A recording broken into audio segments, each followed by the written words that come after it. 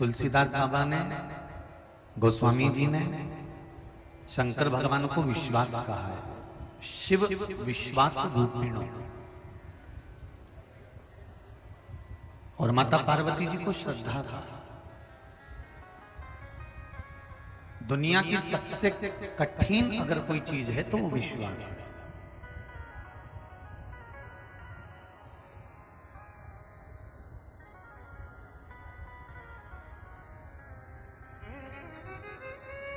विश्वास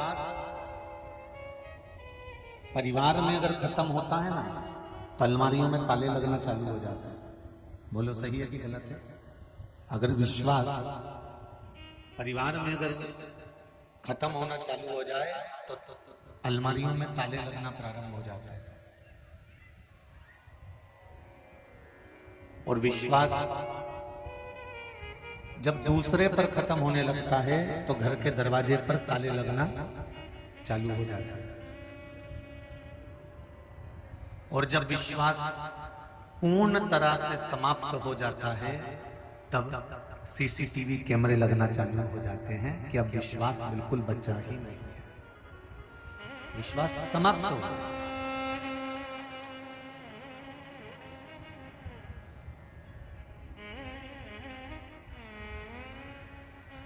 इसीलिए शायद कहा जाता है कि तस्वीर के साथ खड़े रहने वाले ढेर मिलेंगे पर तकलीफ में खड़े रहने वाले कुछ थोड़े मिलेंगे, बहुत थोड़े। तस्वीर के साथ तो ढेर खड़े हो जाएंगे, तस्वीर के साथ तो ढेरों आपके साथ में खड़े हो जाएंगे, तस्वीर के साथ में तो ढेरों आपके सम्मुख में हो जाएंगे, तस्वीर के साथ में तो ढेरों आपके पास में खड़े हो जाएंगे, पर तकलीफ के समय पर खड़े होने वाला ही श्रेष्ठ है, तस्वीर के साथ नहीं।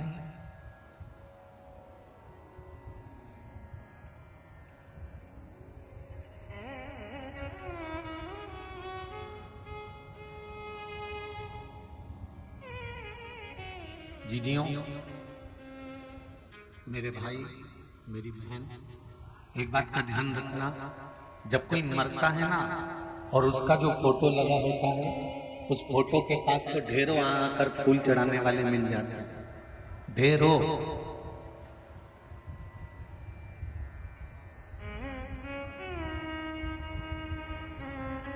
तस्वीर के साथ में ढेर खड़े हुए मिल जाएंगे आपको, पर शिव महापुराण की कथा कहती है कि किसी की तस्वीर के साथ भले मत खड़े होना, पर खड़े होना तो उसकी तकलीफ के साथ खड़े होना, कि उसको दुख है तो खड़े होना।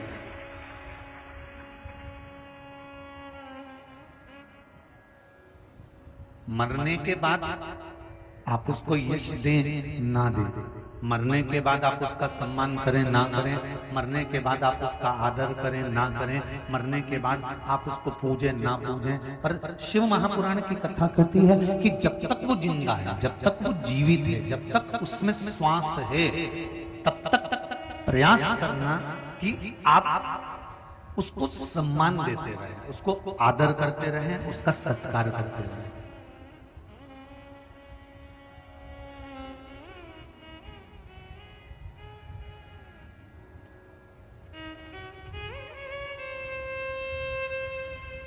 मरने के बाद तो दुनिया किसी को पहचानती कि नहीं पहचानती तो भी तारीफ कर देते हैं, बहुत अच्छा व्यक्ति था, बहुत बढ़िया था, बहुत जोरदार था, बहुत आनंदमय था, उसके बराबर कोई नहीं था, उसका नेचर अच्छा था, उसका व्यवहार अच्छा था। पर जिते जी अगर किसी से पूछा जाए कि वो व्यक्ति कैसा है तो 10 में से 5 तो उसकी तारीफ कर देंगे और 5 उसकी बुराई करेंगे।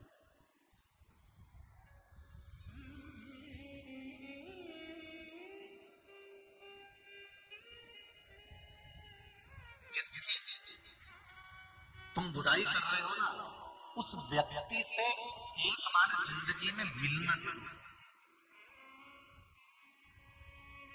जिसकी तुम बुराई करो उसको एक बार जीवन में जरूर मिलो कि ये बुराई करने के लायक है कि नहीं। क्योंकि संसार का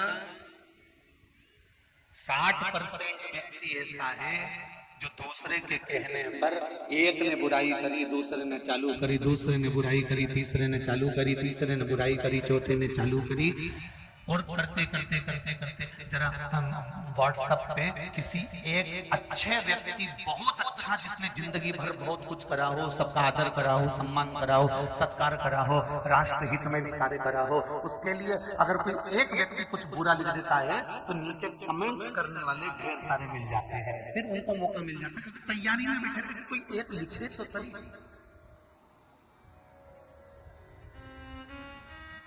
पर उन समझदारों में एक भी ऐसा नहीं होता जो नीचे लिख देता है कि तुम सनातन धर्म में पैदा हुए हो कि दूसरे धर्म से पैदा होकर आ गए हो। एक तो लिखने वाला चाहिए। जब कोई सनातन धर्म पर उंगली उठाए, हिंदू धर्म पर उंगली उठाए, किसी सतमार्ग पर उंगली उठाए, किसी अच्छे कार्य करने वाले पर उंगली उठाए, तो जितने लोग नीचे कमेंट्स कर रहे हैं उसमें एक कमेंट्स करने वाला ऐसा भी होना चाहिए कि तू सनातन धर्म की औलाद है कि दूसरे धर्म से पैदा होकर आ गए। एक लिखने वाला चाहिए जो दमदारी से लिख दे कि किस धर्म से आया है।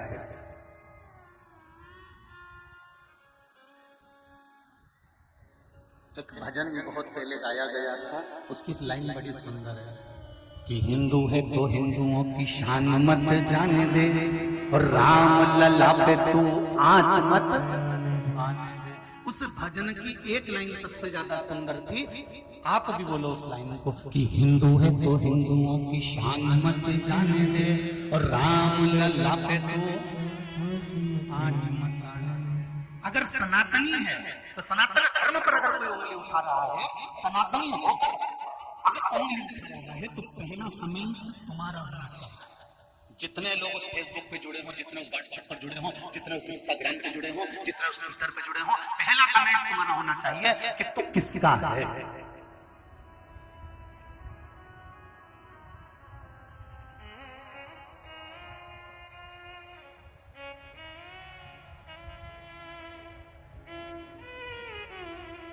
पर करें क्या? शिव महापुराण की कथा कहती है तस्वीर के साथ में हमें खड़े नहीं होना। मेरी जीजियों, मेरे भाई, बच्चे, जितने लोग इस शिव महापुराण की कथा में बैठे हुए हैं, या आस्था चैनल पर सुन रहे हो, या फेसबुक यूट्यूब पर सुन रहे हो, उनसे निवेदन करूंगा, कोई मर गया, मरने के बाद उसकी तस्वीर की या उसकी तारीफ भले मत करना, पर एक निवेदन है, उसके जीते जी उसको अगर जिंदगी में थोड़ा सा दुख है, थोड़ी सी तकलीफ है, थोड़ा सा कष्ट है, तो 2 कदम चलकर उसके पास बैठना और उसकी समस्या को सुनकर कुछ ना कुछ निर्णय निकालने का प्रयास करें।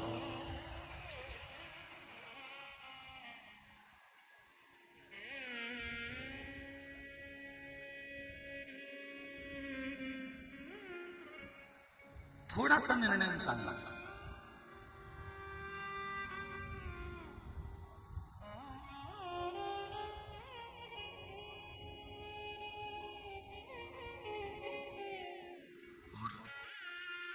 तस्वीर के साथ भले मत खड़े हो, पर तकलीफ के साथ खड़े हो।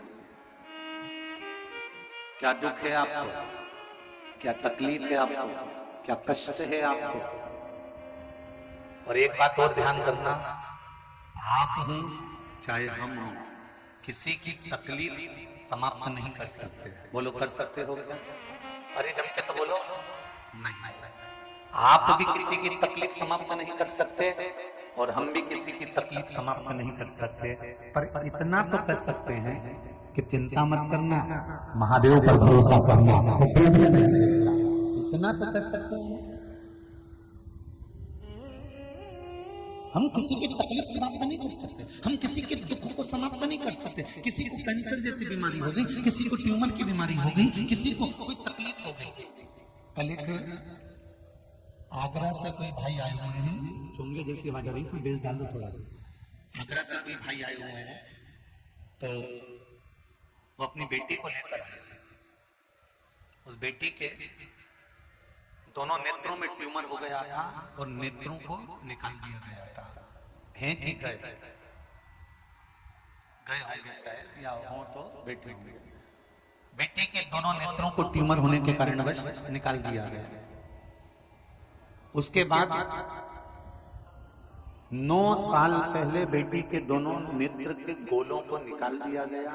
अंदर नेत्र नहीं है, तो भी उस बेटी ने अपने पिता से कहा, पापा मैंने शिव महापुराण की कथा टीवी पर सुनी है, जब मम्मी चालू करती है कथा को, भले मेरे नेत्र नहीं आएंगे ये मैं जानती हूं, क्योंकि मेरी आंखों के गोले तक निकाल दिए गए ट्यूमर में, पर एक बार मुझे शिव महापुराण की कथा तक ले चलो। उस बेटी का एक प्रश्न था, क्या गुरुजी आप कहते हो कि शंकर भगवान सब कुछ कर सकते हैं, तो क्या मेरे नेत्र वापिस आ सकते हैं? हमने कहा बेटी तू इतना विश्वास लेकर अगर शंकर की कथा में आई है और आंखों के अंदर के दोनों गोले तक तेरे ऑपरेशन से निकाल दिए गए हैं, तो फिर इसके बाद तो तू शंकर जी पर विश्वास करना चालू कर दे कि आज नहीं देगा तो कल देगा, पर नेत्र में एक बार ज्योति जरूर देगा। भरोसा उस पर रख।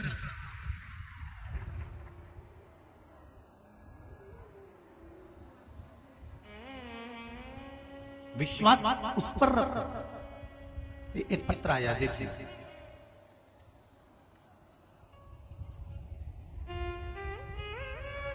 सरोज जी शर्मा पिपरिया से हैं, कहीं बैठी हो तो हाथ उठा सकते हैं आप ही, दोनों हाथ हिला दो एक बार। श्री शिवाय नमस्ते। सरोज जी शर्मा ने पत्र में लिखा है, गुरुदेव मेरी बेटी की शादी को 5 साल हो गए थे, उसे कोई संतान नहीं थी। आप कहते हैं मन में कोई कामना लेकर शिव महापुराण कथा सुनने से कामना पूर्ण होती है। मैं और मेरे पति ने लॉकडाउन में टीवी पर प्रतिदिन शिव महापुराण की कथा सुनना प्रारंभ करी, क्योंकि आपने कहा था चाहे पंडाल में बैठकर सुनो, चाहे आस्था चैनल पर सुनो, चाहे मोबाइल पर सुनो, अगर दिल से सुनिए तो भगवान पूरी करेगा। मैंने कथा सुनी और मेरी बेटी के घर में पुत्र की प्राप्ति हुई 5 वर्ष के बाद। ये शिव की कृपा। गुरुदेव बेटी को जब पुत्र की प्राप्ति हो गई, बच्चे की आंख में तकलीफ हो गई, आंख में से पानी निकलना प्रारंभ हुआ, आंसू लगातार बहते रहते थे। पिपरिया के डॉक्टरों को दिखाया, डॉक्टरों का नाम भी आपने लिखा है और चैनल वाले डॉक्टरों का नाम नहीं दिखाएंगे।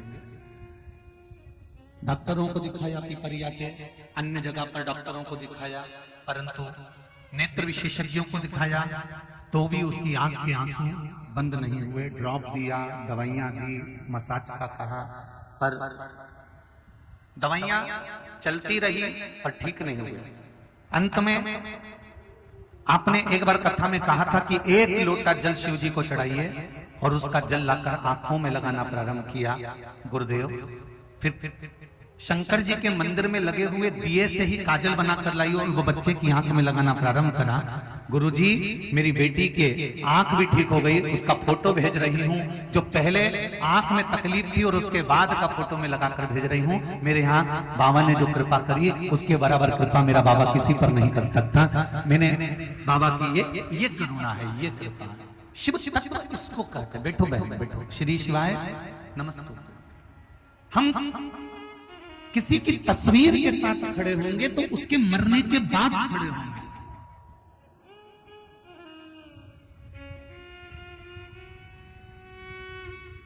हम किसी के साथ में खड़े होंगे तो उसके मरने के बाद उसकी तस्वीर के पास खड़े होंगे। पर शिव महापुराण की कथा कहती है हमें उसकी तस्वीर के साथ नहीं खड़े होना है, हमें उसकी तकलीफ के साथ खड़े होना है। उसको क्या परेशानी है, क्या कष्ट है, क्या रोग है, क्या बीमारी है, उसके रोग को वो झेलेगा, उसके कष्ट को वो झेलेगा, उसकी तकलीफ को वो झेलेगा, उसकी बीमारी को वो झेलेगा, उसके दुख को वो झेलेगा, उसके कर्ज को वो झेलेगा। पर एक काम तो आप जिंदगी में कर सकते हो कि उसके पास मिलने के बाद जब उससे मिलने के लिए जाओ, उसके दुख के समय पर जाओ। कोई कैंसर का मरीज है, कोई ट्यूमर का मरीज है, कोई हार्ट का मरीज है, कोई तकलीफ में डूबा हुआ मरीज है, कोई दुख में डूबा हुआ है, उसके पास जाकर आप उसको कुछ मत दीजिए, पर एक काम कर दीजिए कि उसका विल पावर मजबूत कर दो। उसके पास जाकर कह दो चिंता करने की जरूरत नहीं, मेरा देव आदिदेव महादेव बैठा है।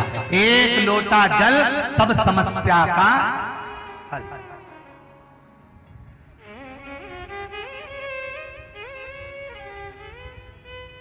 आप उसके पास जाइए, आप उसके चरणों में जाइए, आप उससे जाकर निवेदन करिए, आप उसके चरणों में जाकर विनती करिए, वो कृपा करेगा।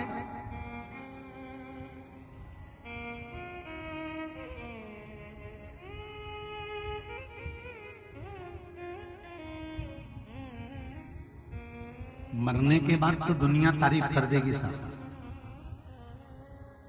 और इन मुंह दिखाई वालों से तो बहुत दूर रहना रे बाबा।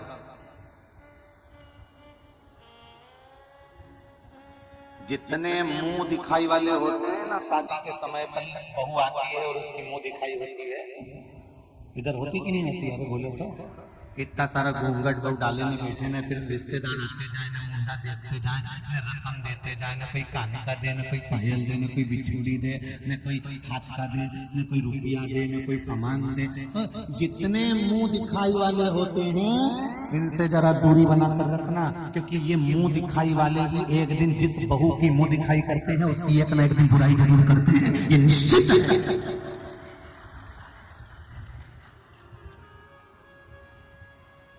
सास भी बहू की मुंह दिखाई करती है, एक ना एक दिन बुराई करती है। जेठानी करे, देवरानी करे, नातेदार, ननंद, रिश्तेदार, कुटुंब, कबीले, शिव महापुराण की कथा कहती है जितने मुंह दिखाई वाले होते हैं एक ना एक दिन बुराई करते हैं। इसलिए ये रकम भी देंगे, मुंडा भी देखेंगे और बुराई भी करेंगे। ऐसे मुंह दिखाई वाले संसार में ढेर पड़े, प्रत्येक नगर में, प्रत्येक मोहल्ले में, प्रत्येक गांव में, प्रत्येक शहर में, प्रत्येक जिले में तुम्हें हर जगह पर मिल जाएंगे ये मुंह दिखाई वाले। तुम्हारे मुंह पर आके बड़ी तारीफ करेंगे, वाह वाह महाराज जी, वाह वाह साहब जी, बहुत बढ़िया भैया जी, क्या कहने तुम्हारे, क्या कहने तुम्हारे, तुम तो बहुत बढ़िया हो, तुमने ये काम अच्छा करा, तुमने वो काम अच्छा करा। और ये मुंह दिखाई की रकम देने के बाद में पीठ पीछे से बोलो तो रे, फिर उस रकम का पूरा पैसा एडजस्ट करेंगे, काय नहीं बुराई। अब तुम उसकी बुराई से डर जाओगे क्या? जम के बोलो जरा, डरोगे नहीं। जो रकम उसने दी है वो ही बना ठना के पहन के उसके सामने जा, जो उसने दी। फिर और जोरदार सज धज के, मैं तो चली वृंदावन राणा, मेरे तो भाग जगे तेरे महलों में आग लगे। मुझे क्या करना, हमें क्या करना?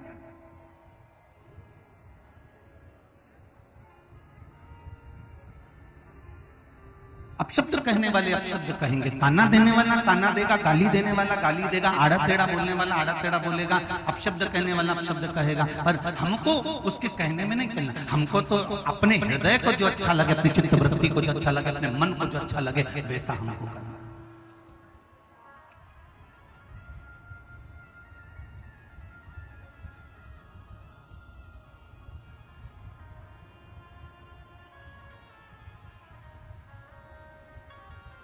महाराज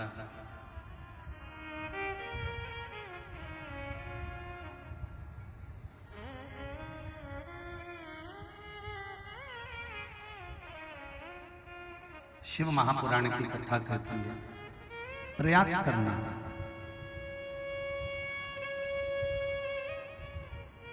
कि अपने जीवन में हम किसी के काम आ सके, निंदा में नहीं, बुराई में नहीं, छल में नहीं, कपट में नहीं, प्रपंच में नहीं, हम उसके अच्छे कार्य में उसके साथ आ जाए।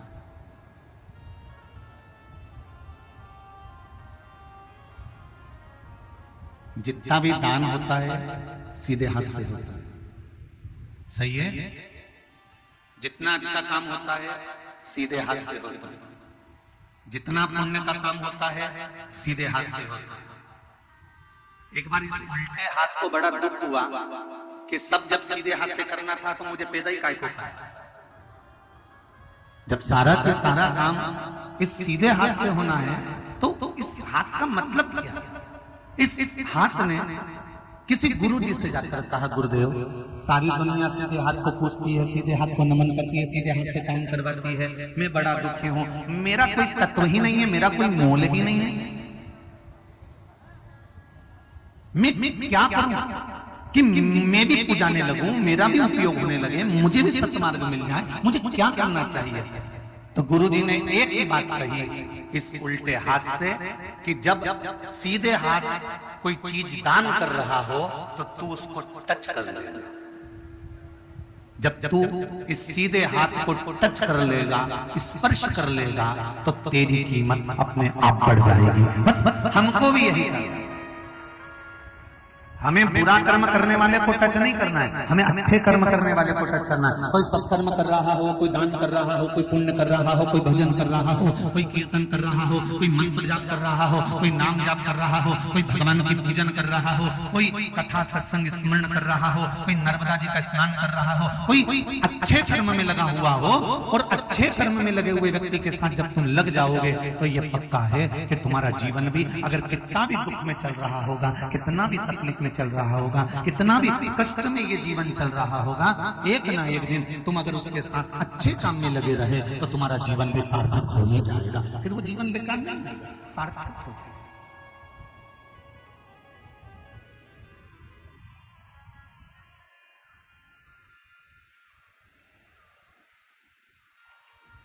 तीन, इस राष्ट्र को सजा जाता है।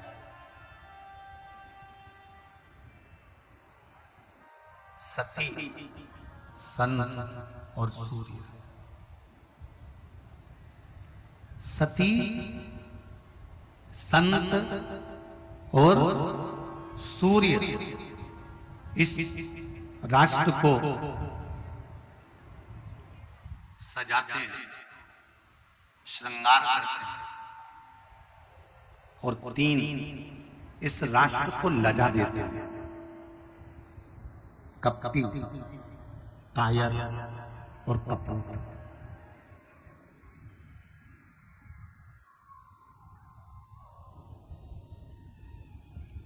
इस भारत की भूमि को गौरवान्वित करने वाले, इस भारत की भूमि को आनंद देने वाले, इस राष्ट्र को सजाने वाले, इस राष्ट्र को संवारने वाले, श्रृंगार करने वाले में तीन आते हैं। पहले नंबर पर कौन है? जम के बोलो जरा। सती। दूसरे नंबर पर जम के बोलो जरा, सन। और तीसरे नंबर पर सूर्य। ये राष्ट्र को सजाने वाले हैं, ये भारत की भूमि को सजाने वाले हैं, हम इस पृथ्वी माता को, इस देश को सजाने वाले हैं। और महाराज, लजाने वालों में तीन हैं, कपटी, कायर और जम के बोलो जरा, कपूर। ये तीन राष्ट्र को लजा देते हैं।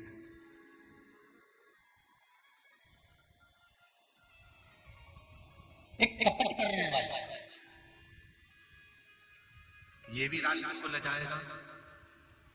एक कायर, थोड़ा सा किसी ने कुछ कह दिया, थोड़ा सा कुछ बोल दिया, डर के मारे कमरे में जाकर घर के अंदर बैठ गया। कायर भी लजाता है राष्ट्र को।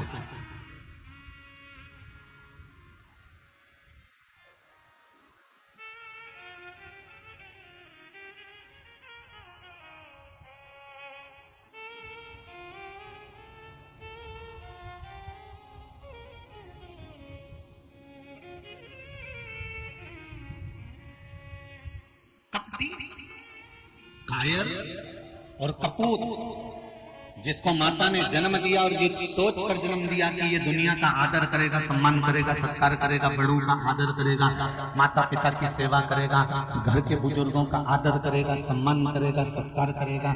माता पिता जब बीमार होंगे तो हॉस्पिटल लेकर जाएगा, दवाई दिलाएगा, कुछ सेवा में लगा रहेगा। और मालूम पड़े वो सब कुछ छोड़कर कहीं मांसाहार में पड़ा हुआ है, कहीं मदिरापान में पड़ा हुआ है, कहीं वेश्यावृत्ति में पड़ा हुआ है, कहीं जुए में पड़ा हुआ है, कहीं गलत काम में पड़ा हुआ है, गलत मित्रों की संगति में पड़ा हुआ है। तो ये कपूत ही तो हुआ।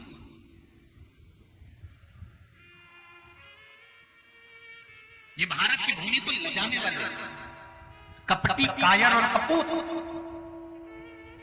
ये राष्ट्र को लज्जित करने वाले।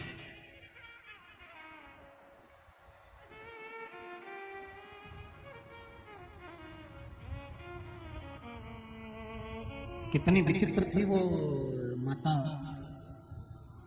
अनसुईया, सतियों की गिनती में आती है माता अनसुईया।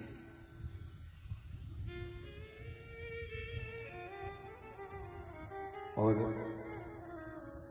अनसुईया माता के यहाँ पर ब्रह्मा विष्णु महेश तीनों भिक्षा मांगने के लिए गए थे। सती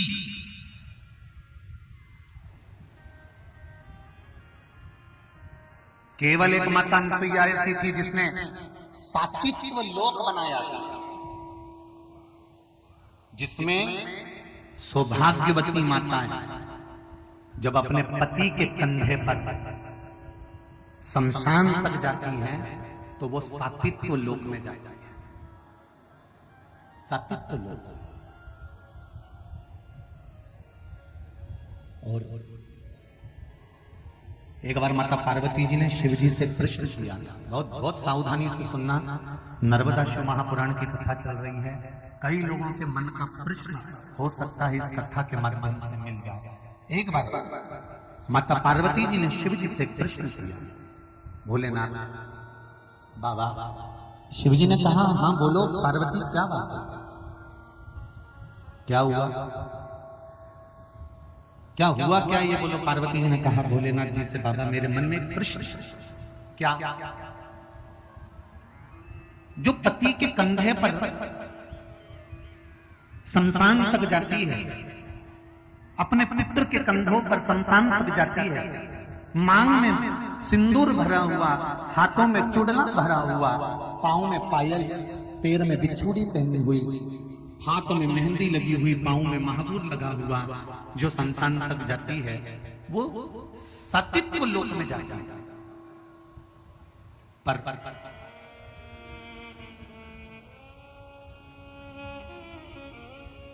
चंचुला देवी, जिसका पति बिंदु मर चुका है, प्राण छोड़ चुका है, वो विधवा हो चुकी है, बेधव्य हो चुकी है।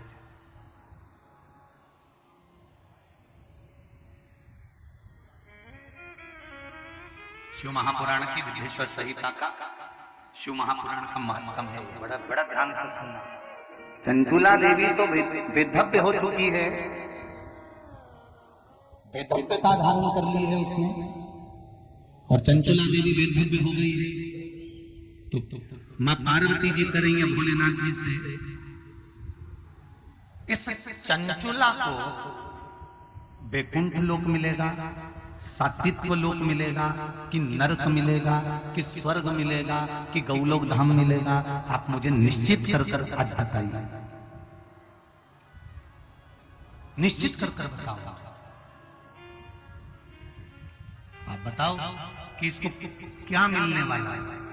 भगवान शंकर ने उसी समय पर पार्वती जी को एक बड़ा सुंदर वाक्य कहा, पार्वती, पति के कंधे पर मांग भरी हुई, हाथ में चुड़ला पहनी हुई, पांव में बिछुड़ी पहनी हुई, हाथ में मेहंदी लगाई हुई, पांव में महाबूर लगाई हुई नारी जो शमशान तक जाती है वो सात्वित्व लोक में जाती है।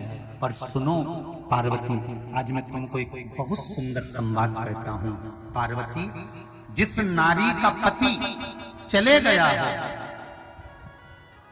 और नारी अगर बेधव्यता भी धारण कर लेती है, विधवा भी हो जाती है, बेधव्यता भी धारण कर लेती है, क्योंकि भाग्य किसी ने नहीं देखा किसका, कि किसके ललाट पर क्या लिखा हुआ। और नारी अगर बेधव्य हो जाती है, और नारी बेधव्य होने के बाद भी अगर उसी पति का स्मरण करती रहती है जो पति चले गया, किसी पुरुष का स्मरण उसकी चित्तवृत्ति में नहीं आता है, और अपने बच्चों के लालन पालन में अपने पति के जैसा बच्चों को बनाने का जब उसके भीतर एक लक्ष्य आ जाता है, और शिव की आराधना में जो डूब जाती है, शंकर जी कहते हैं वो भी सात्विक लोक को चली जाती है, वो भी सात्विक लोक को जाती है। उसको बैकुंठ नहीं जाना है, उसको पति के लोक ही जाना है, सात्विक लोक ही जाना है। अगर नारी अपने पति को लक्ष्य बनाकर अपने बच्चों का भरण पोषण करती है, पति को लक्ष्य बनाकर अपने बच्चों का स्मरण करती है, किसी पर पुरुष का चित्त बुद्धि में मरते दम तक, प्राण छोड़ते तक भी किसी पर पुरुष का स्मरण उसकी बुद्धि में नहीं आता, तो वो नारी भी जो अनसुईया जी ने लोक बनाया है उसी लोक में चली जाती है, वहां जाती है, उस लोक के अंदर वही इसका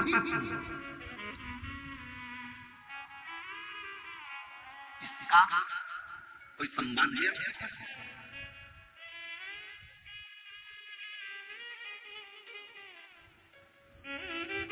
भोलेनाथ जी ने तो कह दिया कि साक्षी, इसका कोई संवाद है? शंकर भगवान कहते हैं संवाद की जरूरत क्या है? चंचुला देवी का पति मरा, बिंदु के प्रेम छूटे, प्रेत योनि में चले गया। चंचुला ने 7 दिन तक 9 दिन तक शिव महापुराण की कथा का स्मरण करा। चंचुला का पति प्रेत योनि से छूटा। चंचुला सामने खड़ी हुई थी और भगवान शंकर ने पूछा, चंचुला तू रो क्यों रही है? चंचुला कहती है, मैं कहाँ जाऊंगी? पति लोक में जाना है मुझको, मैं कहाँ जाऊं? मुझे वैकुंठ नहीं जाना, मुझे किसी लोक में नहीं जाना, मुझे पति लोक में सात्विक लोक में जाना है। तो शंकर भगवान ने कहा, चंचुला तू चिंता मत कर, तूने 7 दिन की शिव महापुराण की कथा श्रवण करी है, तू वेदज्ञ होने के बाद भी जा, मैं तुझे भेजता हूं उस पति लोक में।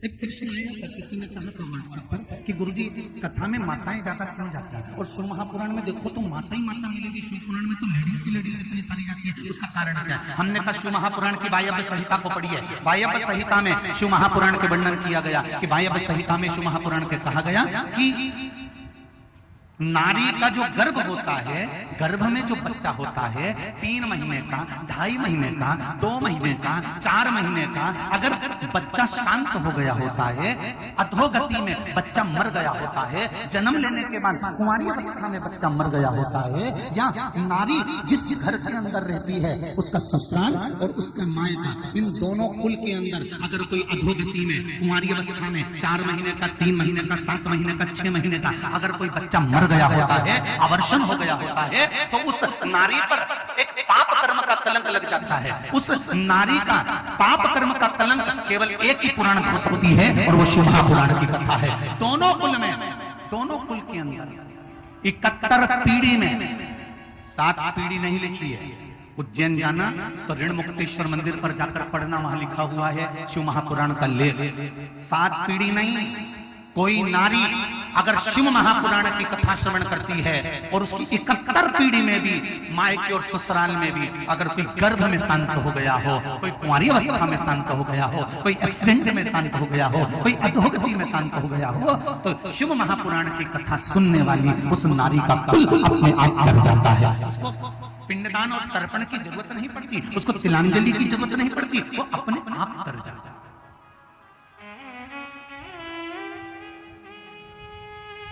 अगर कोई बेधव्य नारी शिव महापुराण की कथा सुनती है तो सात्विक लोक को चली जाती है। तो माता पार्वती जी ने शिव जी से कहा, आपने चंचुला देवी को कौन सा लोक दिया? तो सात्विक लोक, वहां सुहागन भी जाएगी, तो जो पति को लक्ष्य बनाकर जीवन जीती है वो भी जाएगी। सात्विक लोक का निर्माण किसने किया था? आपसे कोई पूछ सकता है। वैकुंठ लोक में भगवान विष्णु है, ब्रह्मलोक में ब्रह्मा है, इंद्र लोक में इंद्र है, मृत्यु लोक में शिव है। सात्विक लोक का निर्माण किसने करा था? जहां पर सौभाग्यवती नारियां जाती हैं, अखंड सुहाग धारण करने वाली जाती है, पति को लक्ष्य बनाकर जीने वाली जाती है, पति का एक मार्ग स्मरण करने वाली जाती है। उस सात्विक लोक का निर्माण किसने किया? कौन करने वाला?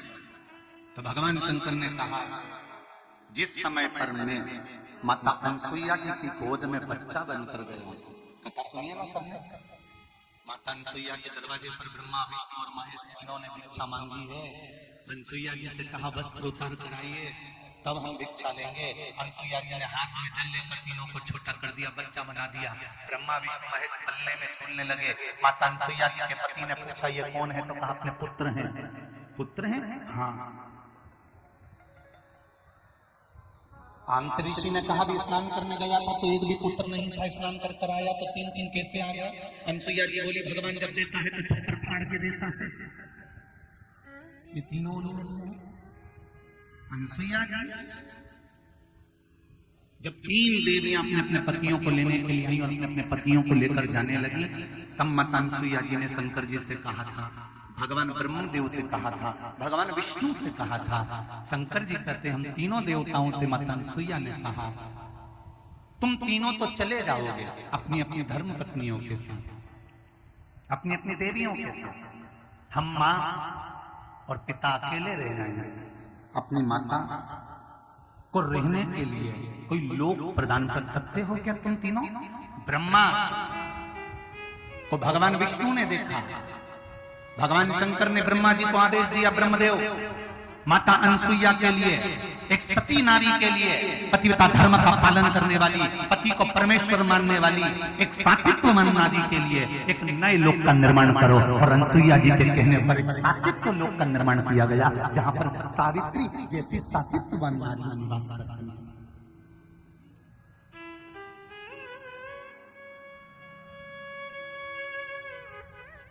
क्या होता है शंकर जी को जल चढ़ाने से?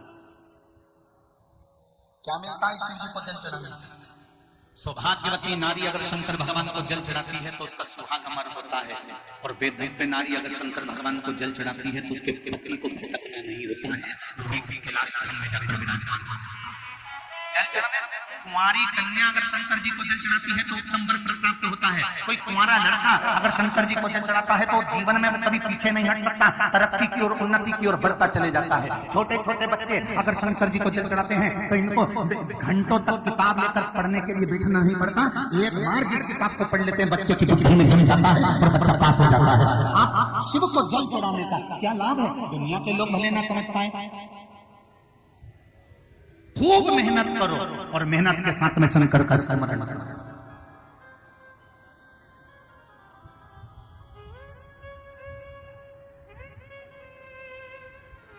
करो मेहनत खूब जम के। लोग भले हंसेंगे कि बेलपत्री पे शहद लगाकर शंकर जी को चिपकाने से कोई अच्छा रिजल्ट आता है। आप में से ना जाने कितनी माताएं बैठी होंगी। कल भी एक तो पत्र आए थे, वो पढ़ नहीं पाए। उसमें लिखा था, मेरा बच्चा पढ़ाई नहीं करता था, बेलपत्री पर शहद चिपकाकर मेरे बेटे ने 10वीं में अच्छे मार्क्स प्राप्त कर लिए। ये शिव तत्व है, ये शंकर का तत्व है।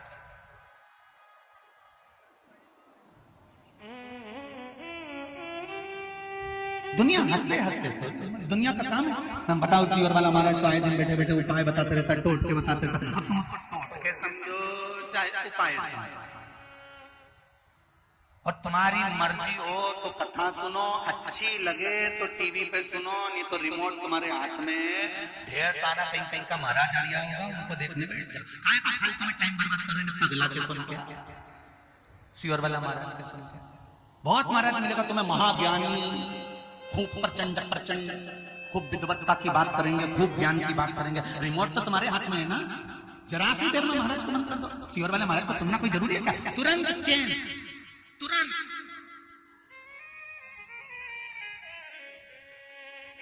करनी मन करे महाराज भले चेंज कर दो, थोड़ी देर में फिर आए कि पगला कुछ बोल रही हो।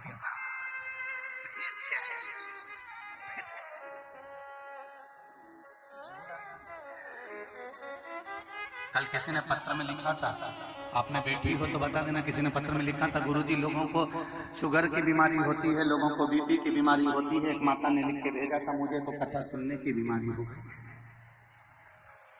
मुझे कथा किसने लिखा था वो मुझे नहीं मालूम, अगर बेटी हो तो खड़ी हो जाना जिसने लिखा था। तो मुझे तो कथा सुनने की बीमारी हो गई। जब तक कथा नहीं मिले तो आनंद ही नहीं है। ये जीवन है मनुष्य।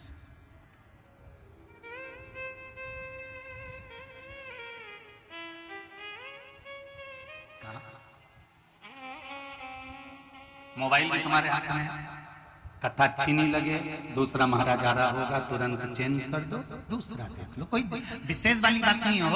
अच्छी लगे तो कथा में आनंद लेने के लिए कि हाँ जीवन में हमें अपने जीवन को सुधारना है, शंकर के चरणों में जाकर अपने जीवन को सार्थक बनाना है। मुझे नर्मदा जी का स्मरण करना है, मुझे शंकर जी का स्मरण करना है, मुझे शिव तत्व को धारण करना हो तो कथा में आओ, नहीं तो जीजियों काय कोई धूप में परेशान होने अपने घर जाने से बंद के तरफ से तुम तो बढ़िया सत्संग को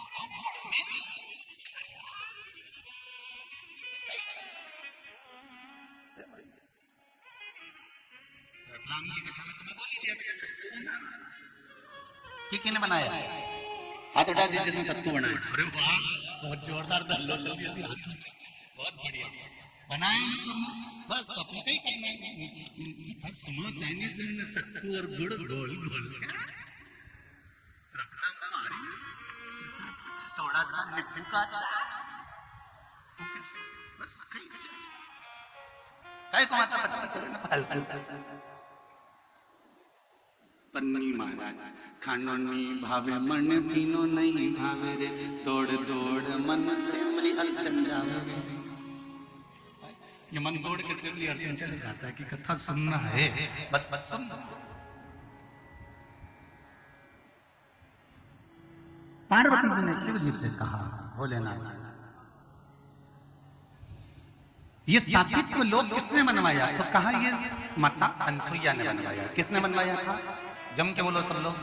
माता अनसुईया ने सात्वित्व लोक बनवाया था।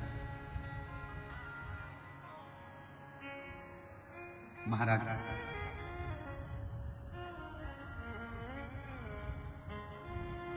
एक सात्वित्ववान जो नारी होती है, इसको जीवन में बहुत दुख झेलना पड़ता है, सरल नहीं होता। पुरुष बाहर घूमने चले जाता है, किसी की दुकान पर जाकर बैठ जाता है, गार्डन में जाकर बैठ जाता है, लड़ाई हो जाएगी तो घर से बाहर निकल कर चले जाता है। पर नारी कितना भी झगड़ा कर ले, कितना भी क्रोध कर ले, कुछ भी हो जाए, वो कभी बाहर जाएगी। दुख भी आए तो घर के अंदर बैठकर झेलना है, और तकलीफ भी आए तो घर के अंदर बैठ के झेलना, वो नहीं जाता। और आपसे निवेदन भी है जी, घर में कितना भी झगड़ा हो जाए, कितनी भी लड़ाई हो जाए, मेरी माताओं से और मेरी बहनों से निवेदन है, कितना भी झगड़ा हो जाए, चाहे पति पत्नी का हो, चाहे सास बहू का हो, चाहे रिश्तेदारों से हो, कुछ भी हो जाए, सब घर छोड़कर चले जाए, पर तुम मत जाना। मैं तो नहीं जाऊंगा, कोई कितना भी तुम्हें ताव दिलाए कि तू तो मेरे घर से चली जा, मुझे तो नहीं रखना, चाहे कुछ भी हो जाए, तेरा तो मुंह ही नहीं देखना, तो उसके सामने जान नोच के जा, पल्लू धर के मुंह क्या करना,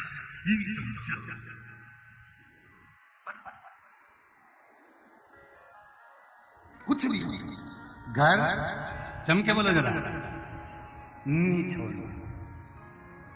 कई बेटियां पतियों से झगड़ा कर कर मायके चली जाती हैं, फिर पति उनको लेने नहीं आता है तो पशुपति व्रत करती हैं किया जाए।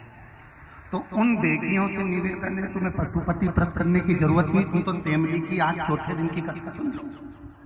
बस झगड़ा करो, खूब करो, दिल से करो, एक दूसरे को भले पोस दो, पर वो कितना भी तुमको ताव दिलाए कि तू तो मेरे घर से चली जा, मेरे को तेरा मुंह ही नहीं देखना, और मैं तो ये कर लूंगा नहीं वो कर लूंगा, नहीं यूं हो जाएगा ना वो हो जाएगा, और ना अपने को मरना है ना किसी को मरने देना है, छाती पे मूंग अपने कहीं नहीं जाऊंगा।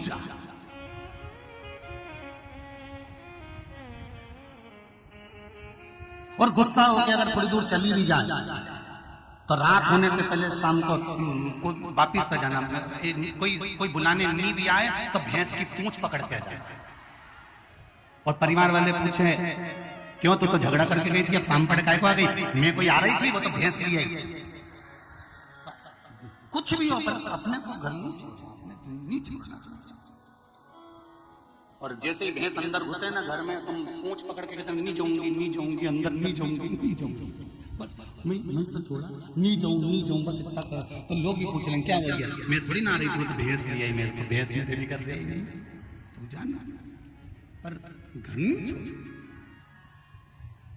विनाश काले विपरीत बुद्धि, किसी से भी झगड़ा हो, लड़ाई हो, परिवार में कितना भी झगड़ा कर लो, पर अपने को संबंध खराब नहीं करना, रिश्तेदारी खराब नहीं करना। आज के जमाने में सबसे ज्यादा केस जो है ना अदालत में किसी चीज का नहीं है, केवल तलाक का ही है। ढेर केस पड़ा हुआ है तलाक का। बेचारा जजवन भी माथा रगड़ दिया, कई करे इनका करे, समझाने की कोशिश करते हैं कि समझ जाओ, नहीं समझते लोग, नहीं हम तो रहे। तुमसे ज्यादा झगड़ा शंकर और पार्वती में होता था, जितना तो तुम नहीं झगड़ते उतना। एक दिन शंकर जी ने पार्वती जी से कह दिया था, स्वामी, शंकर भगवान पार्वती जी से बोल दिए, सुनो पार्वती जी बोली हाँ प्रभु। शिव जी बोले तुम्हारे पिताजी के पास में कितनी दौलत थी, हिमालय राज, कितना बड़ा राजा, और कन्यादान में कहीं नहीं दिया, दहेज में कोई सामान नहीं, कोई सामान दे देते। पार्वती जी सिर पे पल्लू बांध के जूड़ा बांध के बोली मेरे बाप के पास में तो खूब था, दे भी देता, तुम कहीं आग लगाते हो संसार में, रखते कहां सामान को।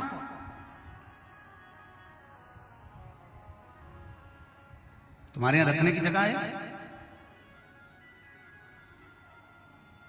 वो तो फ्रीज भी देने को तैयार था, और पिताजी बोले रहे तो कैलाश पे चले तो मैं ठंड में इसके बोलते। फिर उन्होंने कहा कि मैं तो वॉशिंग मशीन दे दूं, तो पिताजी बोले रहे कपड़े तो पहने ही नहीं, धोए का। फिर उसने रोटी बनाने की मशीन भी देने की सोची, तो कह रहे वो तो खाए नहीं, चूरमा ही चूरमा।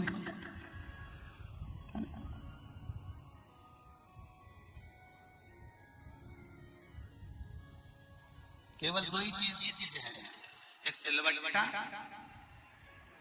एक रूढ़िया। खूब घीसो सकच्चा, और वो सिल्ला और वो लुड़िया आज तक ब्याह में काम आ रही है। मंडप के अंदर सबसे पहले वो लगाती है जो कन्यादान में शिव जी के दी गई थी। आज भी किसी के घर में भी शादी हो, सबसे पहले मंडप के अंदर वही रखाएगी, चाहे पितरों की पूजन हो, चाहे मंडप की पूजन हो, चाहे कोई भी पूजन हो, ब्याह के समय की वो सिल्ला और वो, और जैसे पार्वती जी के ब्याह में वो सिल्ला लुड़िया दी गई, दाल पीसी गई, सामान पीसा गया, आज भी ब्याह के अंदर सबसे पहले वो बड़ी दूध है वो पीस पीस के सबसे पहले।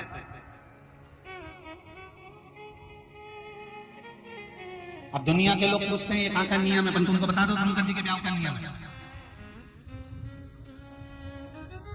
भले इसी तोड़ो और बड़ी, अरे बोलो तो यहाँ टूटती कि नहीं टूटती?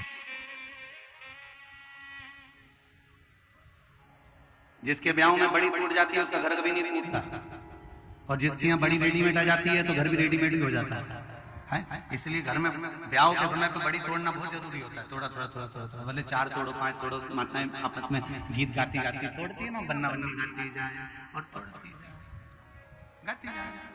बना जी लहंगा लाना जी, बनी फिर पहन के आएगी, फिर यूं इतराएगी, फिर दिल्ली जाएगी, वहां से झुमका लाएगी, फिर गाना गाएगी, झुमका गिरा। अब बड़ी तोड़ते समय माता बड़ा सुंदर सुंदर भाव गाती है, कभी गणेश जी गा लेती, कभी बना बना गा लेती, कभी आनंद गा लेती। उसका हृदय से सुख है। शंकर भगवान के विवाह से जो एक रिश्ता जुड़ा हुआ है ना, वो रिश्ता कभी समाप्त नहीं होता, वो एक आनंद का रिश्ता है शिव विवाह। झगड़ा हो मना नहीं है, हो तो परंतु हमको हमारा परिवार देखना है, हमको हमारे रिश्ते देखना है, हमको हमारा कुटुंब देखना है, हमको बार बार छोड़कर नहीं भागना। चाहे कुछ भी हो जाए, तुम्हारा माए का कितना भी अच्छा हो, कितना भी धनपति हो, तुम्हारा भाई भाभी मम्मी पापा सब अच्छे हो, मना नहीं है, फिर भी प्रयास करना कि जो संबंध माँ बाप ने करा है उसको निभा कर चलना है। कहा गुरुजी इसको निभाएं कैसे? कई बार बहुत दुख भी आ जाता है, तकलीफ भी आ जाती है, माना थोड़ा समय एडजस्ट करने में लगता है, पर इतनी जल्दी निर्णय मत लेना कि तलाक पर पहुंच जाओ। थोड़ा एडजस्ट करिए। तलाक करने के बाद में क्या करोगे? दूसरी शादी करोगे। अगर ललाट में पहले ही अच्छा लिखा होता तो ये भेरू गाय को मिला होता। सही है कि गलत है?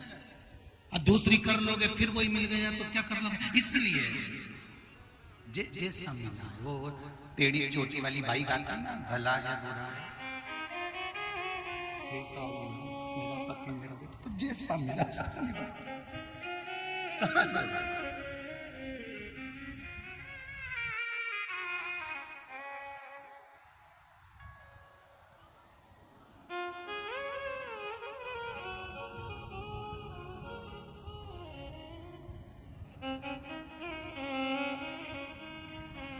महाराज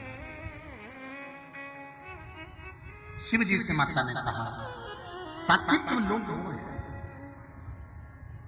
जिसको माता अनसुईया जी ने सात्विक लोग बनाया है।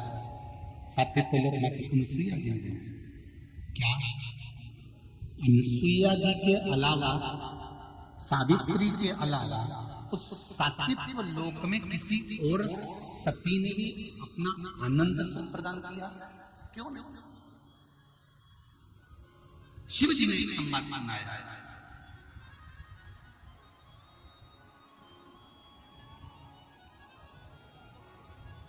एक बार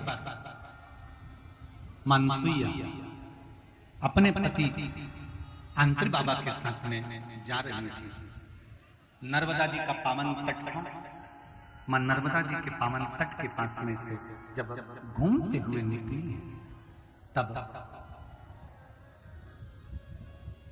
अनसुईया मैया के मन में आया कि कितनी सुंदर भूमि है, कितना सुंदर जगह है, कितना अलौकिक जगह है, कितना आनंद की जगह है। पर इतनी अलौकिक और आनंद की जगह में अगर कोई मिल जाए ऐसा जिसको जीवन की सार्थकता उत्पन्न हो जाए, उसी समय पर एक छोटी सी कन्या दौड़ती हुई अनसुईया जी के पास में नर्मदा जी के तट पर, मां नर्मदा के तट पर वो कन्या मिली, इसलिए अनसुईया जी ने उसका नाम नर्मदा रख दिया। क्या नाम रखा? जम के बोलो, नर्मदा। पर इस कन्या का नाम नर्मदा रख दिया और कन्या धीरे धीरे धीरे धीरे धीरे धीरे अनसुईया जी के आश्रम में, अंतरी बाबा के आश्रम में सुंदर आनंद से चित्रकूट की उस पावन धरा पर नर्मदा, एक कन्या जो अनसुईया जी को मिली थी, छोटी सी बेटी जिसका नाम नर्मदा के घाट पर मिली थी, इसलिए उसका नाम क्या रखा था? नर्मदा। तो वो कन्या अनसुईया जी के यहाँ मिली।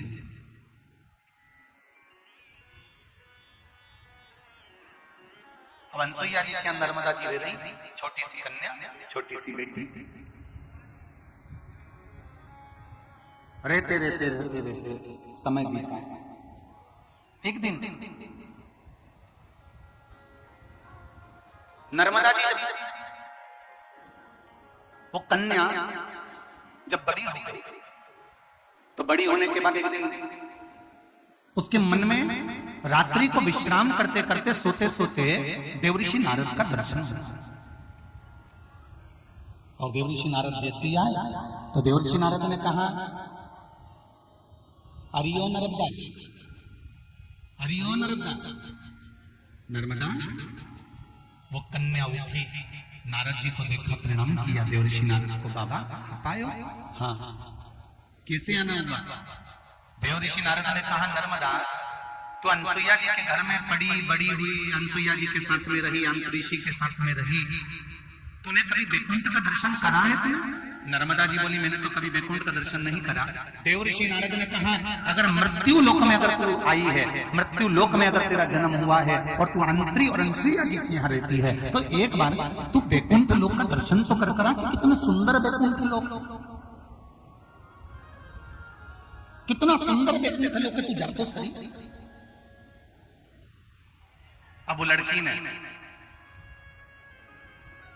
दौड़ कर आई और अनसुईया जी के पास में आज देख रही, अनसुईया जी बाती बना रही थी दीप के लिए, और दीप के लिए बाती बनाते समय वो बेटी आई और बेटी नर्मदा मां बैठ कर बाती बनाने लगी। बाती बनाते बनाते अनसुईया जी उसके मन की बात को जान गई। अनसुईया जी ने जान के पूछा, क्या हुआ बेटा, क्या हुआ? क्या है तुम्हारे चेहरे पर थोड़ी सी सल नजर आ रही है, कुछ चिंता नजर आ रही है, हुआ क्या? तो इतने में वो बेटी तुरंत कहती है, मां मुझे वैकुंठ दे,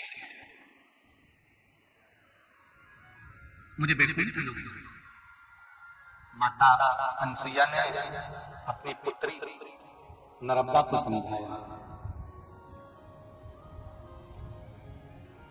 ध्यान रखना, ये अमरकंटक वाली नर्मदा की कथा नहीं चल रही है। ये कौन नर्मदा की कथा चल रही है? अनसुईया जी को जो लड़की मिली है उस नर्मदा,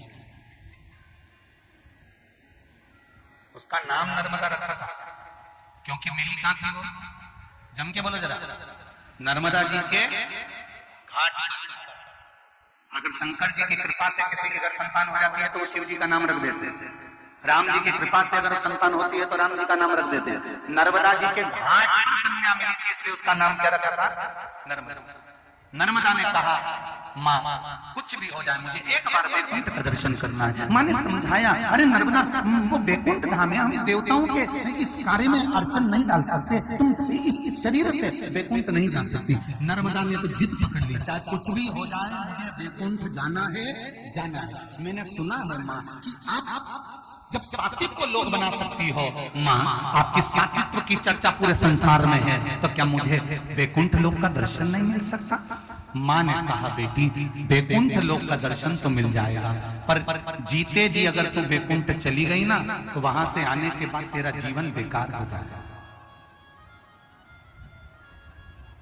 अगर जीते जी तू वैकुंठ चली गई तो वहां से आने के बाद तेरा जीवन बेकार हो जाएगा, तुझे दुख झेलना पड़ेगा, तुझे कष्ट झेलना पड़ेगा, तुझे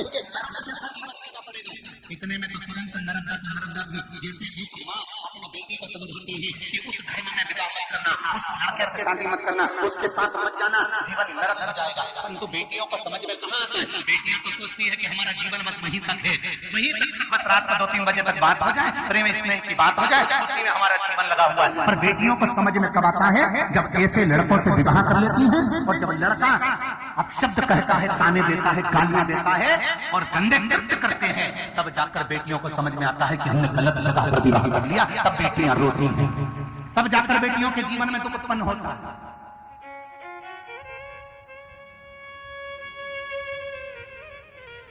माता नर्मदा को, बेटी नर्मदा को, सती नर्मदा को समझाया जा रहा है। अनसुईया जी अपनी पुत्री को समझा रही है, जिस पुत्री को गोदी में लेकर आई थी, जिसको पाल पोस कर बड़ा करा था, जिसको विवाह के लायक कर दिया था, उस नर्मदा को, उस पुत्री को अनसुईया मैया समझा रही है, जो अनसुईया की पुत्री भी कहलाई, अनसुईया जी की दासी भी कहलाई, अनसुईया जी की सेविका भी कहलाई, अनसुईया जी के चरणों में निराश करने वाली भी कहलाई। वो लड़की को अनसुईया समझा रही है कि तू मान जा, जब तू वैकुंठ से आएगी ना, तब तेरे को दुख बहुत झेलना पड़ेगा। पर बेटियों को समझाओ कि ये तू गलत धर्म में विवाह मत कर, सनातन धर्म को छोड़कर दूसरे धर्म में क्यों जा रही है? क्या मिलेगा वहां? कुछ भी नहीं, जीवन नरक जैसा हो जाएगा, कोई पूछेगा नहीं, कितना गंदा वातावरण होगा। बेटी को समझाया जाए तो भी कह देती है नहीं नहीं नहीं, वो ऐसे नहीं है, वो तो मेरा ब्याह बस उन्हीं से करूंगी। तो माँ बाप भी उसको समझा समझा के रह जाते हैं, समझा समझा के रह जाते हैं, पर वो मानने को तैयार नहीं हो तो क्या करें? तब मेरा निवेदन है, इसलिए आज भी आपसे कहता हूँ कि अपने घर के बेटे हों चाहे बेटियां हों, उनको एक लोटा जल लेकर शिव मंदिर भेजो, जिसकी उनकी बुद्धि बदलना पड़ा।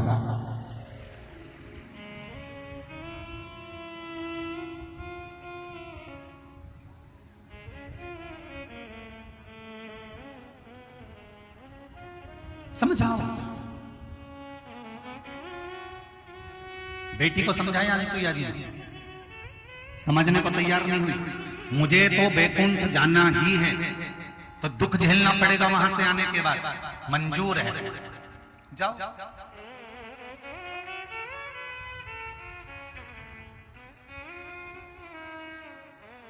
माँ बाप बेटी को पाल पोस कर बड़ा कर देते हैं, माँ बाप बच्चों का अच्छा भाग्य बनाने का प्रयास करते हैं, पर बच्चों को चाहिए कि किसी गलत के चक्कर में ना पड़कर माँ बाप जिस लक्ष्य तक आपको पहुंचाने का प्रयास कर रहे हैं, आप माँ बाप के अनुसार चलकर उस लक्ष्य तक पहुंचने का प्रयास करिए। ये बच्चों को चाहिए।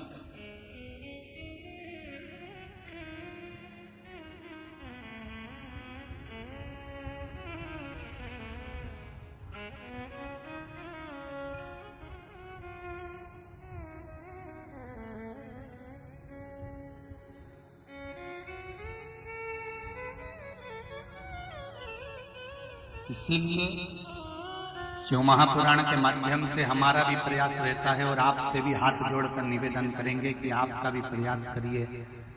सनातन धर्म की बेटियां सनातन धर्म में ही विवाह करें, दूसरे धर्म में ना जाए, इसका लक्ष्य आपको निश्चित करें।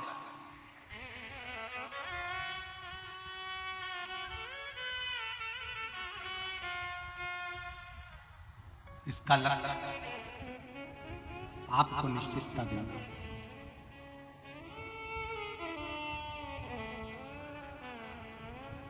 और हम तो प्रयास कर ही रहे हैं, साथ आप भी प्रयास करना।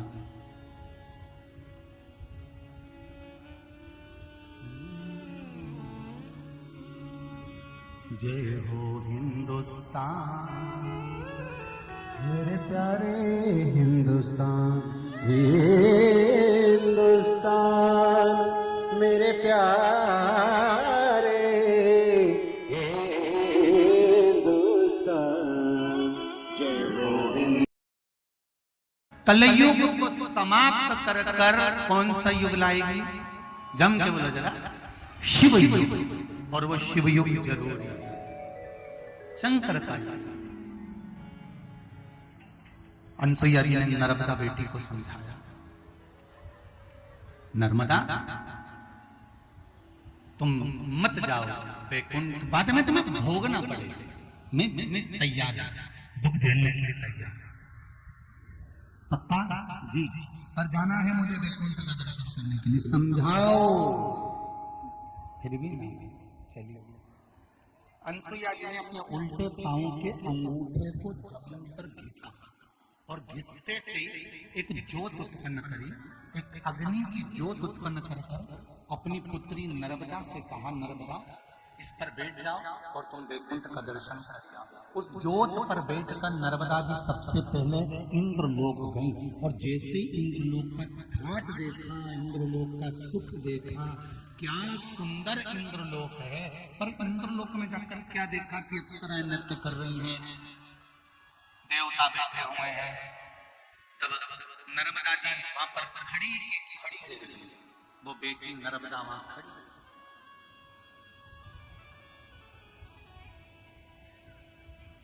और बहुत ध्यान से सुनना, अमरकंठ वाली नर्मदा जी की कथा नहीं है ये सती नर्मदा की कथा। कौन सी नर्मदा की? अनसुईया जी की सेविका, अनसुईया जी की बेटी, अनसुईया जी की पुत्री जो नर्मदा जी के घाट पर कन्या मिली थी, उस नर्मदा की कथा। ये अमरकंठ वाली नर्मदा।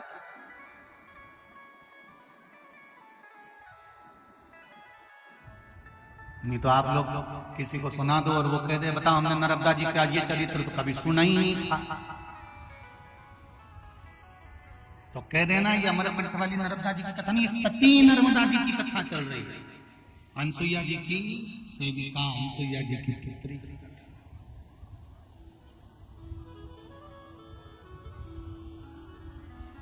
जो इंद्रलोक का राज्य देखा, सारे देवता चले गए उठ के, इंद्र का ध्यान वो नर्मदा कन्या पर पड़ गया, नर्मदा बेटी पर। और पढ़ते से इंद्र ने क्रोध में आकर कहा तुम यहाँ कैसे आ गया, वो भी जीते जी शरीर के साथ यहाँ कैसे पहुंच गई? इतने में नर्मदा जी ने कहा कि मैं अनसुईया जी की पुत्री हूँ और मैं यहाँ आई हूँ, मेरे मन से आई हूँ, मैं दर्शन करने वैकुंठ जा रही थी, सबसे पहले इंद्रलोक आई हूँ। इंद्र को क्रोध आ गया और इंद्र ने इनको धक्के देकर वापस पृथ्वी पर फेंक दिया, वापस कन्या वापिस आ गई, रोने लगी। माँ, इंद्र ने मुझे धक्के देकर निकाल दिया, पर यह सृष्टि में ही नारी जाति का कमाल मारा, ये सृष्टता नहीं। इंद्र कह रहे थे तुम ऐसे सात शरीर यहां नहीं रह सकते।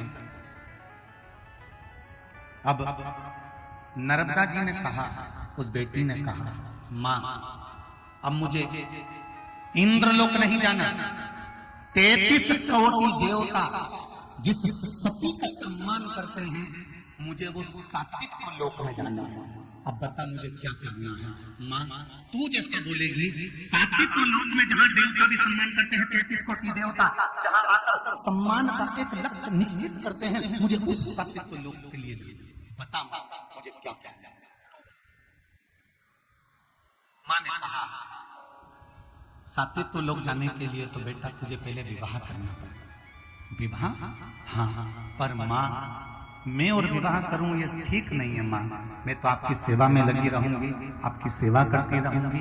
नहीं, बेटी घर में रहे, माँ बाप उसका विवाह करें। क्यों? क्योंकि माता पिता जब बेटी का कन्यादान करते हैं, जन्म ली बेटी का कन्यादान जब माता पिता करते हैं, तब बाप और माता को एक भी नरक नहीं भोगना पड़ते हैं, वो सीधे वैकुंठ चले जाते हैं।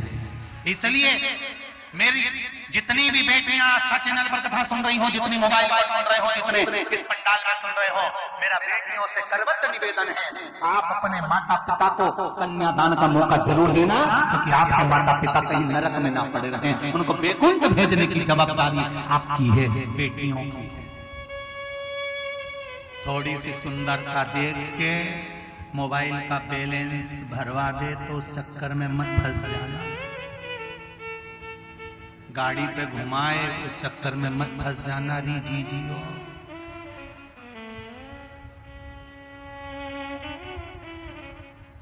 बहुत लालच देंगे लोग, आपको भटकाएंगे, भरमाएंगे, बॉडी सॉडी दिखाएंगे और बाइक पे घुमाने ले जाएंगे, कहीं मोबाइल में बैलेंस डलवा देंगे, कहीं फैशन मेशन करेंगे, कहीं फिल्म मिलिम ले जाएंगे। इनके चक्कर में मत पड़ना। ये फिल्म दिखाने के चक्कर में फिल्म बना देंगे, इनके चक्कर में मत। और अगर कहीं का तुमको गलत दृष्टि से देखे तो रतलाम की कथा में कहा था, आज फिर कहता हूं, खूब लड़ी मर्दानी हो तो झांसी वाली रानी थी। किसी की सामर्थ्यता नहीं है कि कोई आपको घूर के देख ले, क्योंकि केवल तुम्हारी दृष्टि ही इतनी विचित्र है। अगर एक साड़ी पहनने वाली बहू भी अगर घूर के और जम के देख ले ना, अच्छे अच्छे के पसीने छुड़ा दे, नजर आएगा। दम तुम में होना चाहिए, बल तुम में होना चाहिए, प्रबलता तुम में होना चाहिए। एक शेर को भी काबू कर लेती है मेरी मां जगत जननी दुर्गा भवानी।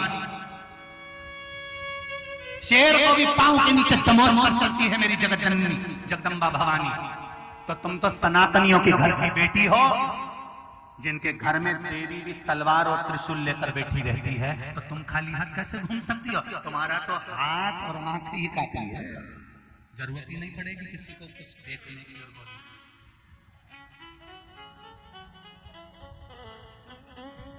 क्या विचार है बेटी? अरे बोलो तो।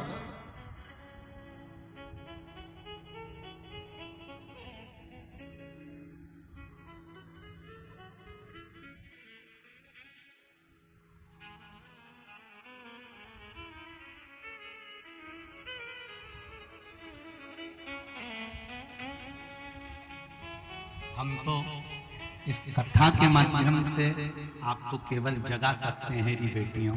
ईमानदारी की बात बोले ना, हमारा केवल अगर कोई कहे ना सीवर वाला महाराज पगला है, तो सही में पगला है। हमारा तो काम जगाने का है। आप जाग जाओ, कैसे भी अपने सनातन धर्म को पहचान जाओ और अपनी जिंदगी को पहचानो कि कितनी कीमती है। इस कीमती जीवन को नरक मत होने देना, ये आपके हाथ में है। अपने माँ बाप को नरक मत भेजना। समझ माँ, मुझे विवाह करना पड़ेगा। हाँ, और विवाह के बाद में जो परीक्षा चालू होती है, सही परीक्षा तो हुई है।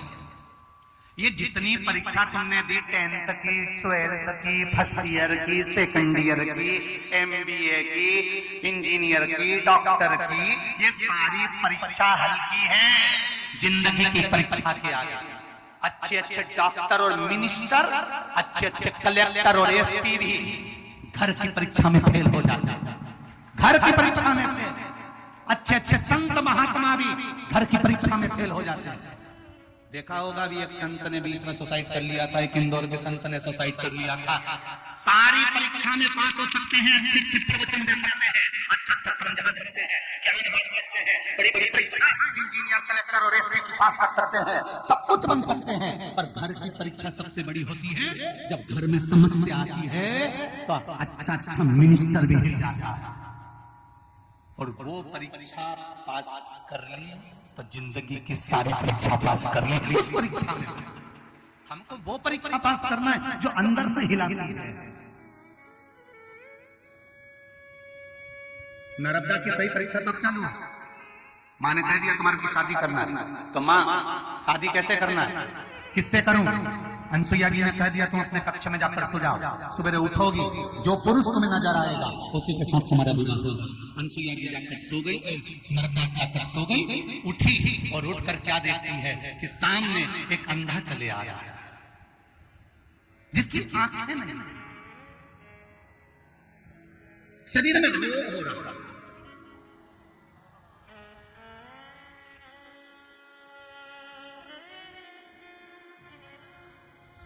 बहुत अच्छा देखकर विवाह कर दो, हो पैसा दे के विवाह कर दो, आगे लड़की का भाग्य भी होना चाहिए। भगवान से ये कहना, पैसा देकर, बहुत धन देकर लड़की का विवाह मत करना, लड़के के संस्कार देखकर, गुण देखकर विवाह करना। फिर भले वो लड़का साधारण सी नौकरी करता हो, चाहे जॉब करता हो, चाहे बिजनेस करता हो, जो आपकी बेटी को खुश रख ले, ऐसे लड़के के साथ विवाह करना। जो पैसा तो कमाए और वाणी से मेंढक टपका है, ऐसे से विवाह मत करना। भाग्य में होगा तो धन ढेर मिल जाएगा, और भाग्य में नहीं होगा तो धन मिलेगा।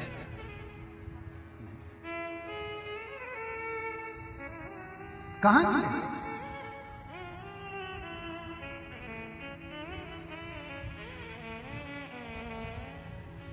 संपदा कहां मिलेगी?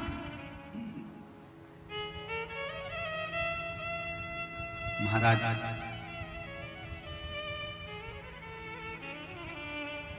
पति मिला, अनसुईया जी ने विवाह करवा दिया उस अंधे के साथ में, क्योंकि परीक्षा है।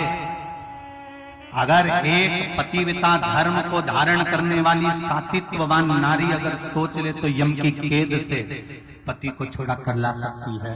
अगर सात्वित्वता में बल होगा तो अंधे की भी आंख हो सकती है। ये अनसुईया जी सिद्ध करना चाहती है।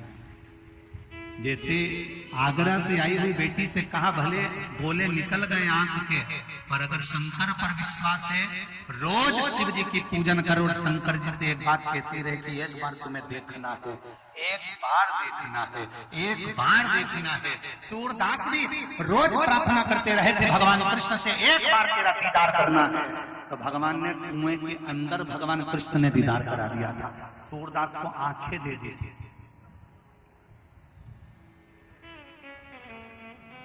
क्या तुम्हें नहीं दे सकते? ऐसा कौन सा दुख है जो शिव नहीं हर सकते? शंकर ये पत्र देखो कितने सुंदर है, देखिए।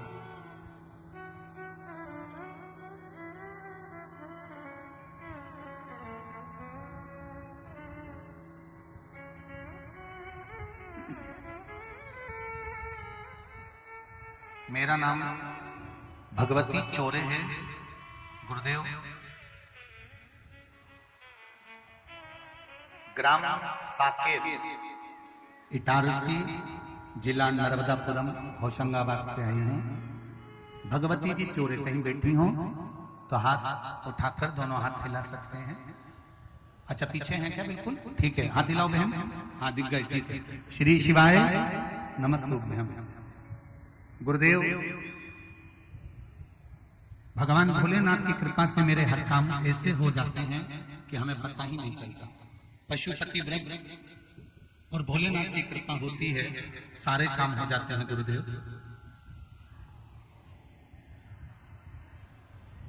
पशुपति व्रत किया बेटी ने, उसका घर बस गया। पशुपति व्रत किए, बेटे का संबंध हो गया।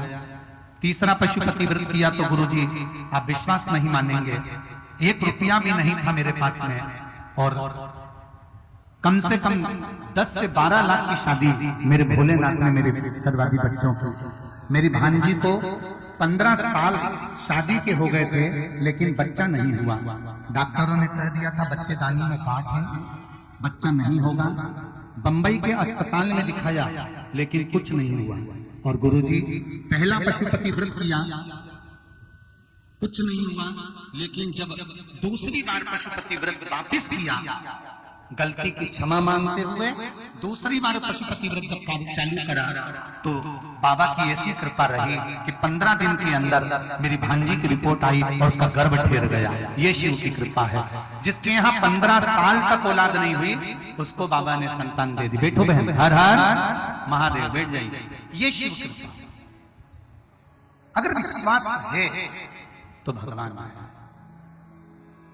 और अगर विश्वास नहीं तो भगवान मान। भरोसा तो भरोसा क्यों भटके? एक लोटा जल सब समस्या का हल। बच्चे हो, बड़े हो, बुजुर्ग हो, जवान हो, इंटरव्यू देने जा रहे हो, परीक्षा देने जा रहे हो, कोई कार्य के लिए जा रहे हो, एक लोटा जल सुबह से उठ के शिव जी को चढ़ाओ, प्रार्थना कर लो, तेरे भरोसे पर हूं बाबा, तुझे समान।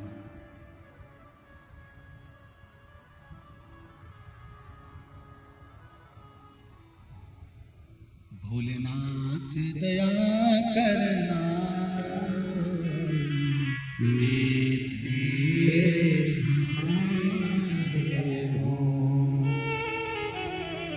मेरे बाबा दया करना, मेरे सहारे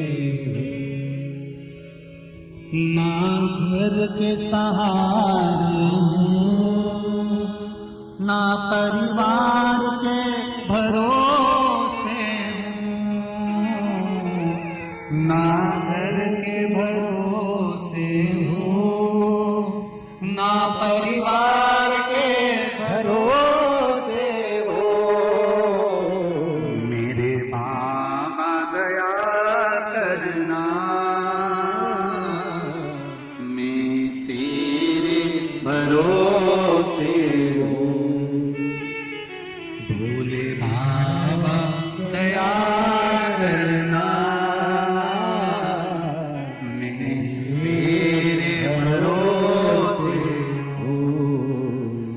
ना इनके भरोसे हूँ, ना उनके भरोसे हूँ, ना मायके के भरोसे हूँ, ना ससुराल के भरोसे हूँ।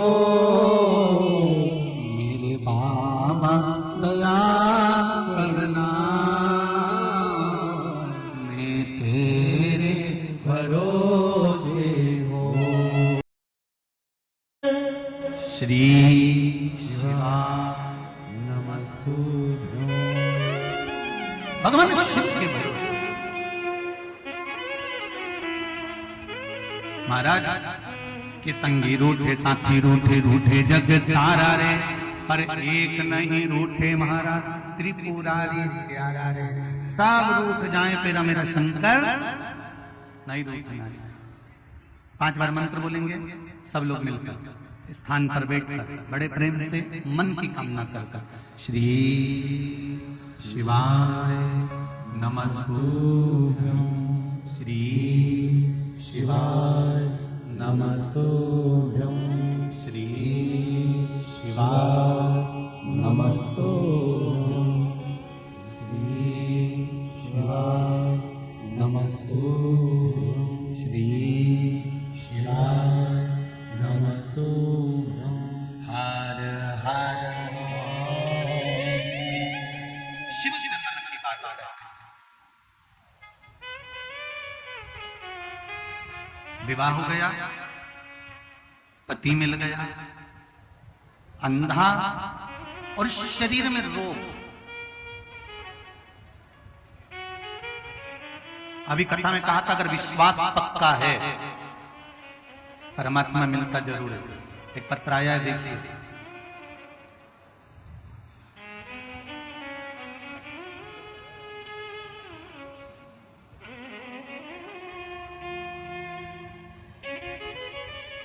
नाम संजू विश्वकर्मा, ग्राम सिलगैना, तहसील बाड़ी, जिला रायसेन। कहीं बेटी है संजू विश्वकर्मा, कहीं बैठी हो तो हाथ हिला सकती हैं। संजू विश्वकर्मा, ग्राम सिलगैना, तहसील बड़ी, जिला रायसेन। आपने लिखा है गुरुजी, कहीं बैठी हो तो दोनों हाथ हिला देना। दिखें क्या? अच्छा, इधर लेफ्ट वाले पिंडल में, ठीक है। दोनों हाथ हिला दो, कहें ना जहां भी बैठी हो, लेफ्ट वाले पिंडल में। अच्छा, पीछे है क्या? ठीक है। गुरुजी, 2019 में मेरी आंखों की रोशनी चली गई थी और मैं सूरदास हो गई थी। 2020 में चेन्नई के नेत्रालय में, नेत्रालय का नाम लिखा है पर हम उसको दिखाएंगे नहीं, चेन्नई के नेत्रालय में 4 बार सर्जरी हो गई पर नहीं दिखाई पड़ी।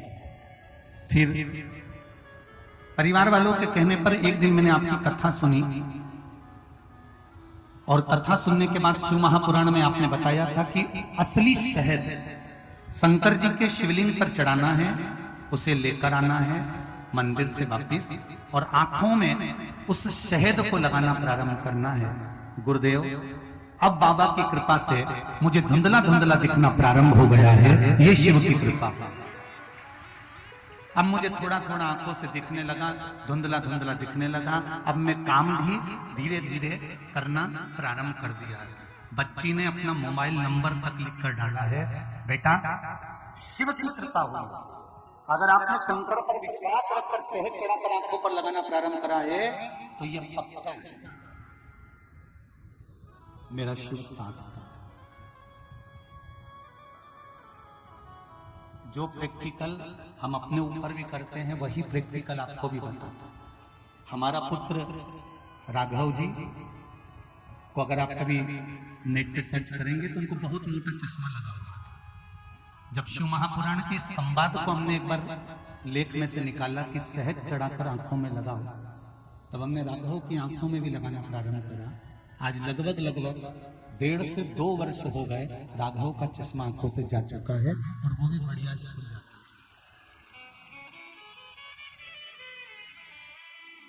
पहले मोटा चश्मा लगाकर बैठते थे। नेत्र की ज्योति आती है, शिव पर विश्वास होना चाहिए। एक पत्र और बड़ा सुंदर है, देखिए।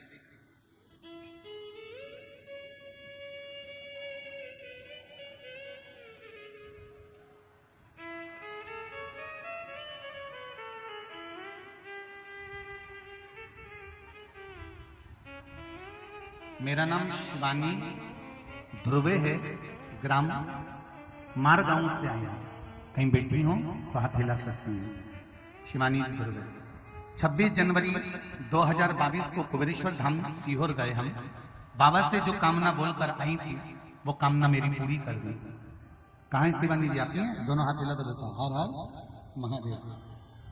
मेरे पिताजी बहुत ज्यादा शराब पीते थे, नशा करते थे, पत्ते खेला करते थे और गलत आदतें भी बहुत सी थी।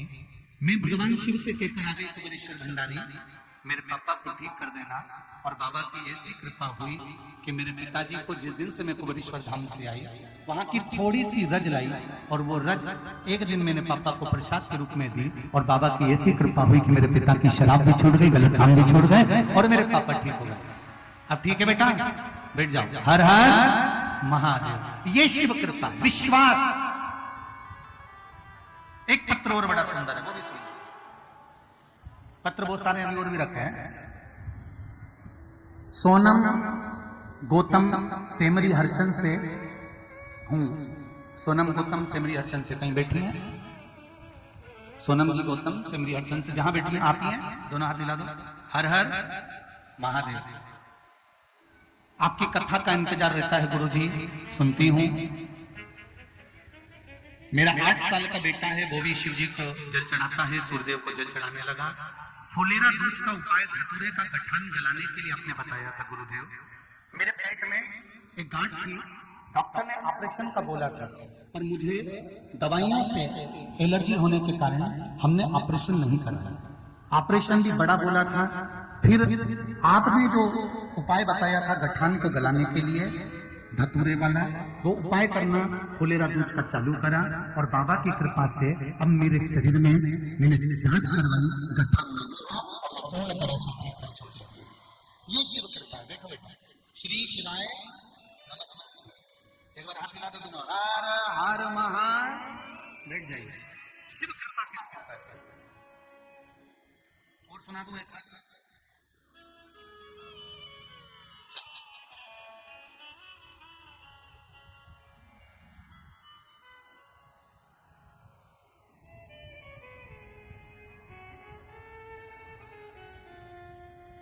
नाम ढूंढ लूं पहले। सुचित्रा परमेश शर्मा उदयपुरा जिला रायसेन से आए हैं। कहीं बैठी हैं आप ही हैं? दोनों हाथ हिला दो एक बार। हर हर महादेव। बाबा की कृपा से बेलपत्र का प्रयोग से 12th में अच्छे नंबर से मेरा बेटा पास हो गया, उसके लिए धन्यवाद। हर हर महादेव। बाबा मेरी बेटी की इंटर्नशिप के लिए अच्छी कंपनी में नाम नहीं आ रहा था, बेटी बहुत परेशान थी। मैंने उससे कहा तुम चिंता मत करो, बाबा सब अच्छा करेंगे। मैंने 18/4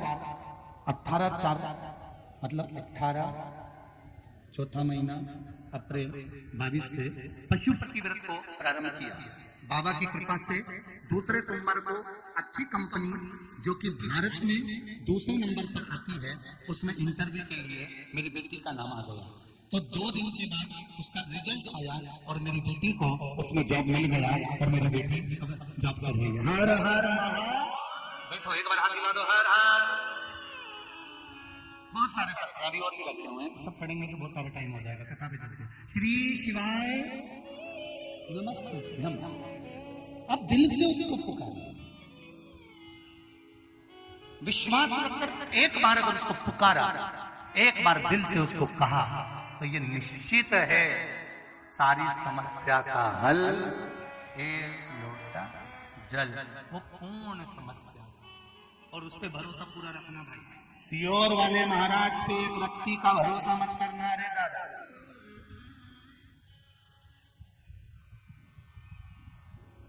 एक व्यक्ति का भरोसा मत करना, क्योंकि पूरी दुनिया पीछे पड़ी है अकेले महाराज के पीछे कि कैसे भी इसको कितना बढ़ रहा है उसको नीचे चाहे बदनामी करो चाहे कुछ भी करो, सारा जमाना का लोग लगा। इसलिए सियोर वाले महाराज पर विश्वास मत करना, पर विश्वास करना तो मेरे देवाधिदेव महादेव पर करना। किसी पर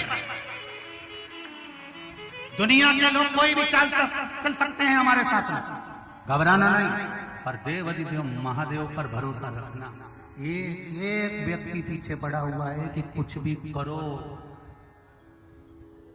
साम दाम दंड ढेर कुछ भी लगाओ और कैसे भी करके इसको चाहे कुछ भी करके इसको इतना कैसे बढ़ाओ नीचे। इसलिए आपको हर बार कथा में कहते हैं सियोर वाले महाराज पर भी भरोसा मत करना, भरोसा करना तो मेरे देवाधिदेव महादेव पर करना, जिसके भरोसे पर प्रदीप मिश्रा की जीत आ, जिसके भरोसे